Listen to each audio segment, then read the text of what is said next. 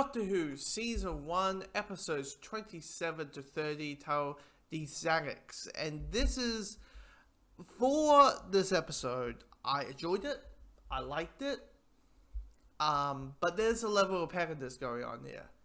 And, it probably worked better when it was week by week, and, not someone like me who was able to binge watch the story like it's a, I don't know, it's a 90-minute movie or something. But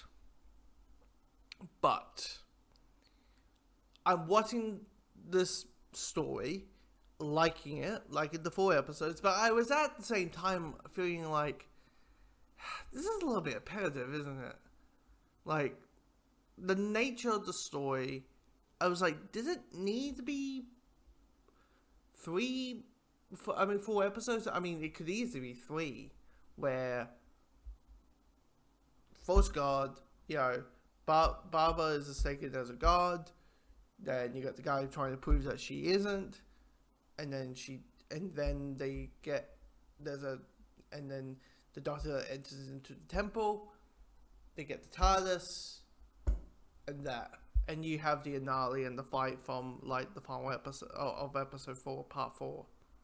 Because that's what it feels like. Like, the story is, as I briefly mentioned, is that, so, the Doctor, Ian, Susan, and Barbara enter to this Egyptian, arrive in Egyptian times. Susan and Barbara are playing around with seeing all this jewelry, all this Egyptian jewelry. They're looking at it, they're touching it, they're going ooh and ah.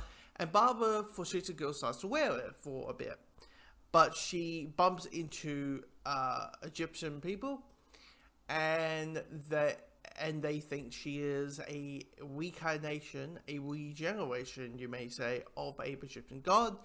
And she is treated like a queen. She is treated quite wealthy. The Doctor, Susan and Ian, they're not harmed in any way. But then something happens at the end of the first part, where this guy, the white-haired man of the emperor, or the king of the establishment, is like, she's a false god, and I need to prove it to she's a false god. Because people just believe that anything these days. I need to prove that she isn't what she says she is. So, that's our story, right? So, but the thing is, it does get a little bit repetitive, where it's kind of like the same type of scenes and the same conversations, and I mean, you have stuff breaking up with, like, the Doctor actually getting married. Like, you may say this woman is the OG with a song.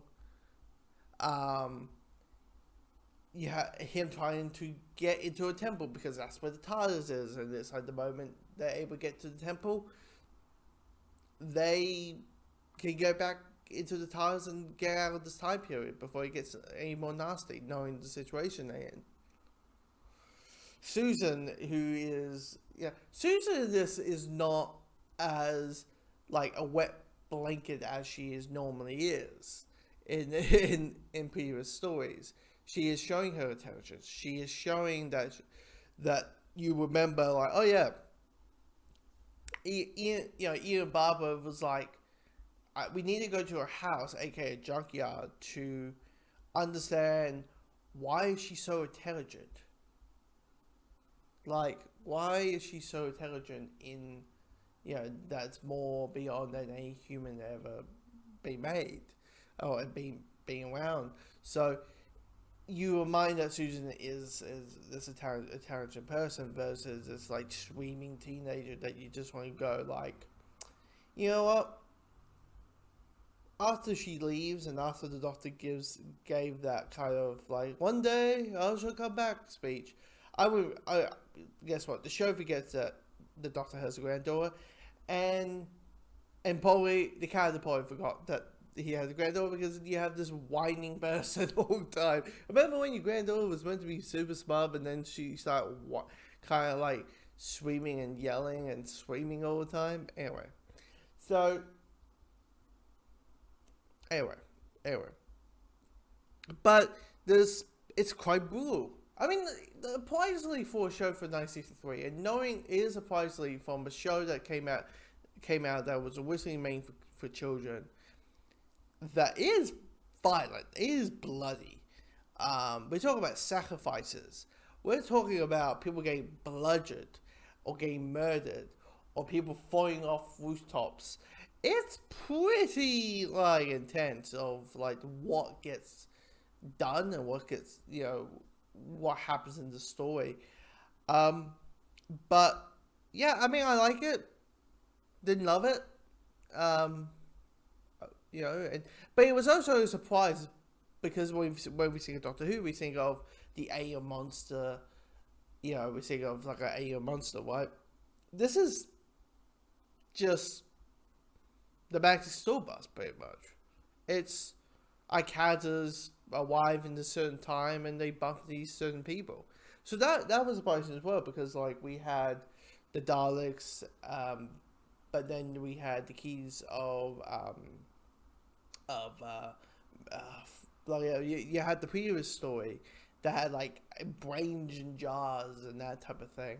So it's clearly we having the balance of like, hey, here's your here's your aliens, here's your bug-eyed monsters, but at the same time, here's a story of just the characters in the TARDIS, or here's a story with the Doctor and the companions in Egyptian, and they bump into some unlikable folks, which is kind of surprising and very not what you used to, because the revival is very heavy on the whole, like everything needs an alien in there. So, and that can be interesting. I think if they did it now, like if, for example, if in season 14 there was an episode where like it was this, people are the enemy, people are the bad guys, not Daleks or whatever, I think a lot of people might be a little bit disappointed, because there's an expectation, and when you don't get bad guy with 3 eyes, you kind of feel get a little bit icky, but get a little bit hand fist, like where's my monsters? But yeah, we're nearly at the end of season 1, as Brickbox likes to, well, it seems like it. We got the Senators to cover, and then it's on to season 2, which is weird that I have after watching the final 6 episodes, where I have 25 more seasons to go, and a movie. Hell, you never know. Maybe I'll just restart reviewing the Arrival, or I know. So